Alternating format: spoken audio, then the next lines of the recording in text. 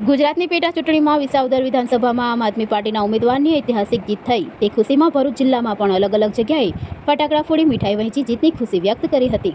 ઇતિહાસમાં પ્રથમ વખત વિસાવદર વિધાનસભામાં એક બાજુ ભાજપનું પૂરેપૂરું મંત્રીમંડળ, ધારાસભ્ય, નેતાઓ પેટા ચૂંટણીમાં લાગી પડ્યા હતા અને સાથે જ ભાજપના નેતાઓ રૂપિયા, દારૂ અને લોભ લાલચ આપીને ભાજપ વિસાવદરની જનતાને ભ્રમિત કરી રહી હતી।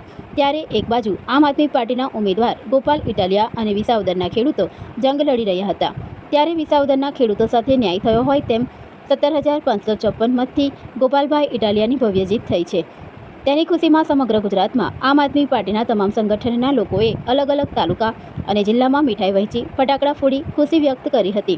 ત્યારે આજરોજ ભરૂચમાં પણ જિલ્લા પ્રમુખ પિયુષભાઈ પટેલની આગેવાનીમાં 5 બત્તી સર્કલ ખાતે કાર્યકર્તાઓ સાથે મળી ફટાકડા ફોડી મીઠાઈ વહેંચી ખુશી વ્યક્ત કરી હતી। તાજેતરમાં જે રીતે વિધાનસભા વિસાવદરની જે ઇલેક્શન ગયું ને એમાં ભવ્ય વિજય આમ આદમી પાર્ટીના ઉમેદવાર એવા ગોપાલભાઈ ઇટાલિયાનો જે થયો છે, ત્યારે અમે ભરૂચ જે શહેર અને જે અલગ અલગ તાલુકાની જે ટીમ છે એમના દ્વારા અહીંયા પણ અમે વિજય ઉજવ્યો છે એમનો। પરંતુ મારું અનુભવ જો કહેવા માંગુ તો 25 દિવસથી સતત અમે લોકો ત્યાં આગળ મહેનત કરી અને મહેનતના રૂપમાં આજે 17,500 કરતાં વધારે મતથી પણ લીડથી પણ આજે ગોપાલભાઈને ભવ્ય વિજય બનાવ્યા છે વિસાવદરની જનતાએ। આ વિસાવદરનો વિજય નથી, ગોપાલભાઈનો વિજય નથી, પરંતુ આ સમગ્ર ગુજરાતના ખેડૂતો, જે ખેત મજૂરો છે, જે રત્ન કલાકારો છે, જે કંપનીઓમાં નોકરી કરતા કર્મચારીઓ, આ તમામનો એક બુલંદ અવાજ એટલે કે વિધાનસભાની અંદર ગુંજી ઉઠવાનો છે ગોપાલ ઇટાલિયાનો અવાજ।